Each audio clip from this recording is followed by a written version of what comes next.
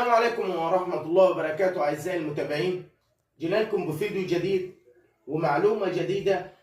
وأصبحت دلوقتي ظاهرة منتشرة إن ممكن بعض الموكلين إلا من رحم ربي بيتدخل في شغل المحامي ويقعد يسأل هنا ويسأل هنا، وممكن واحد يديله معلومة مغلوطة، وممكن اللي ادالك المعلومة يعني آسف ما يكونش هو ملم بالمعلومة كاملة، ولكن هو عارف ان انت جاي تسأل وهتمشي، فبيقول لك اي معلومة والسلام، خصوصا لو انه هو عارف ان انت مثلا موكل عند الاستاذ فلان وانت جاي لي، يبقى انت جاي تسأل على حاجة معينة.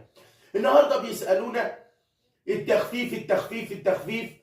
المادة 17 بتقول ان التخفيف ده يحط القاضي ينزل بدرجة من درجات العقوبة، مش ينزل درجتين ثلاثة، بيخفف تخفيف بسيط.